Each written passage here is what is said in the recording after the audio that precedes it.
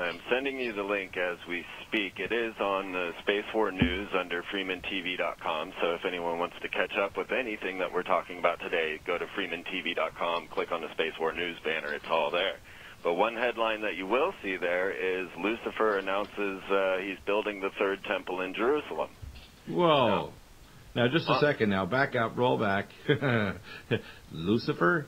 You're talking about he's called the title of Lucifer, and what is his real name? What is his name that we think of in our world? We are talking about Supreme David Rockefeller.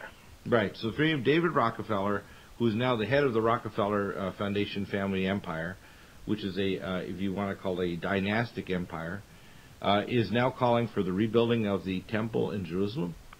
I had stepped away from Supreme because, this is a character that has claimed massive strength, massive power. It says that the story of Iron Man is based on him, that he has space technology in his chest, and he is being brought forth by this third prophet that they call. His name is Michael Prescott.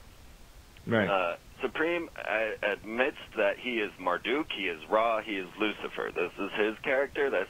You can go check it out on his own business sites and MySpace or whatever. Supreme David Rockefeller has not been shy about saying who he is, and that even the Luciferian agents, they all know who he is, the New World Order. And so now, yes, and honestly, I'd skipped over this cat for a while. Because are you referring to the Senator David Rockefeller? No, Supreme David Rockefeller. Right. I want people to understand the difference. And what's the difference between Supreme David Rockefeller? Who is this individual? Supreme David Rockefeller just publicly is the director of Kimti Holdings, which is basically a international trading corporation. But then publicly boasts to be Lucifer, Marduk, Ra, all reincarnated. Right. So, really, in other words, along the office story one more time, because he doesn't only claim this. He says that much of the effects that we're going to be seeing in the world of the EMP and super weapon, weather type weapons are going to be in his hands and being used against the world to make everyone follow him. And in honor of all of this, he announced, and the reason I bring it up is because it was announced on CNNmoney.com. So this is not just it's not a minor thing on a back page of the Chicago newspaper. You're not finding this in the National Enquirer. This is CNN. Right. Kimti Mining Limited announces Supreme David Rockefeller in the rebuilding of the third Jewish temple in Jerusalem. You can find it under the Temple Now project. Now, I want to just do a little sidestep for a minute and have you kind of fill in some more details. The Western world, including America, was founded on Druidic occultic science. Druidic science occultic science is embedded deeply into even so-called the Roman Catholic Church, the Talmudic Jewish, the Islam, all the religions of the world have, in the Western culture we call it Druidic, but it's very similar on the Eastern side, where there appear, at least on the surface, more mystical. The same occultic technology at the higher levels is used in all these countries, which is why when the German Thule Society, which are the Gesellschaft Thule, could easily kind of understand the symbology of the black dragon shoguns of Japan. I mean, that's the part I forgot to mention for you, Dr. Deagle, is that this is the Thule Society. Right. Openly announced through Supreme and his supposed third prophet, Michael Prescott, is that they are the Thule Society. That's exactly who they say they are. Right. And when, of course, the Thule Gesellschaft were the basis for the occult technology to use channeling to these transdimensional entities to get the occultic science for anti-gravitational space technology, the basis for the V-2 rocket system, genetic upgrading to create super soldiers, etc., all started with the Thule. It's interesting. It's the same individuals who are now making these announcements, isn't it? It is amazing, and they are very open about it. I think that their website is lucifer.com. I'll have to double-check on that, but you can... Lucifer, like Lucis Trust, which is interesting.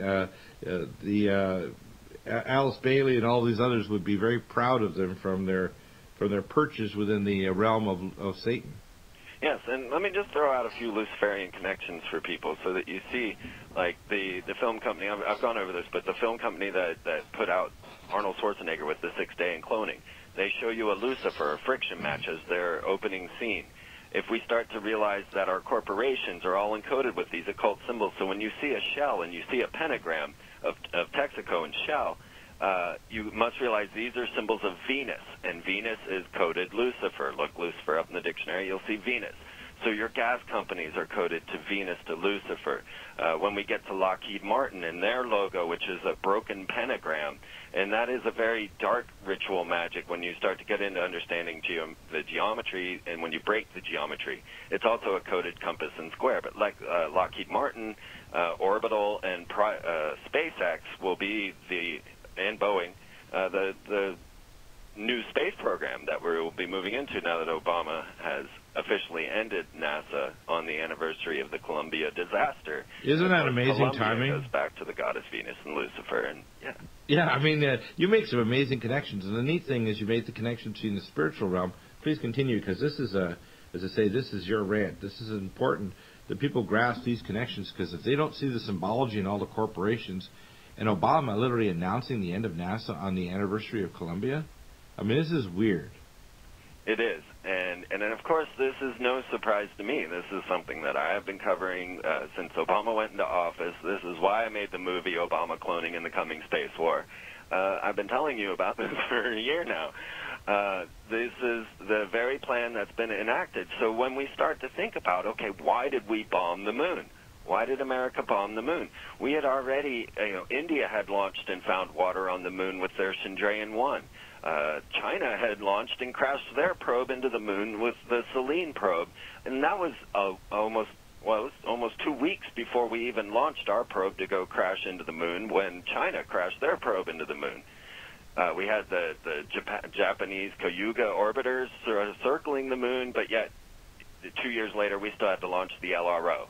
Okay, these are multi-million dollars. It cost $79 million to crash the probe into the moon, when it had already been done by India, it had already been done by China, Japan. And so we have to start asking the question of, what are they trying to get us to believe with NASA? Because they have been announcing the deficit and crash and burn of NASA and the moon program since before we launched a probe to find a moon base, right? That was their admission, saying we crashed this rocket into the moon so that we could determine whether we could put a base there. Welcome back to the Nutrimedical Report. Now, how does this all tie together? Freeman, please continue. Okay, so what we're looking at, first of all, is that we got to understand that NASA's been planning for this, that the SpaceX program has been underway and concurrent through the decline of NASA. So it's been, NASA astronauts have already been interacting with the Dragon spacecraft. Now, let's just realize they're the Dragon spacecraft were launched on a Falcon, which is Horus, using the Merlin engine. So let's just, let's know who these guys are. Oh, my gosh. We're dealing literally with people that are using no different terminology than Mr. D in the court of Queen Victoria I. Yeah, exactly. And this does travel all from we're talking about channeling entities like D did through the Enochian magic. Very much we're on the same plane. And, of course, Enoch was one of the first and only people to leave the planet, according to the Bible. Right. So as we start to look into the picture and we realize that NASA's already been interacting with the Dragon. They already launched the UHF communications for Dragon on the last Atlantis launch, and I actually thought maybe they would use that to bring out SpaceX to the public, and the Dragon would save the Atlanteans, but that didn't happen. They were testing the Ares rocket before Halloween. They got the communications up by September. The astronauts were interacting with Dragon. They knew about this thing. At the same time, they're telling us about Apophis. And just to be clear on Apophis, NASA says, first it was 2029 on Friday the 13th, then 2036, and now they've said, no, it's not going to hit on 2036, maybe 2068. But at the same time, Russia's announcing, hey, we've got to go and stop this killer asteroid Apophis. So if you're looking at NASA data or you're looking at Russian data, Russia's saying it's hitting, NASA's saying no way. The curious with having Akhenaten in office, fighting Apophis, being the first serpent deity of destruction in Akhenaten's religion. Yeah, isn't that amazing? I mean, the symbology just blows you away. And then when we look at him, he's walking around Cairo before he did his speech last year, and he literally says, look at that. And he says, look at the pictures of Akhenaten, and it literally looks identical. I mean, you look at him, you said the bone structure of his face and everything's like, whoa. I don't know if I'm supposed to say this or not, but I have it from an inside source that Obama did attempt to get his picture taken with the Akhenaten bust. And it was Rahm Emanuel that stepped up and shook his finger in his face and said, no, you're taking your picture with King Tut, because they wanted to confuse this issue. And actually, you can just find out just now, they just announced that they're putting in a $5 million DNA lab in the Egyptian Museum to determine whether or not King Tut is the son of Akhenaten. So they're back to the DNA in ancient Egypt once again. Well, you can go look into Zahi Hawass on that.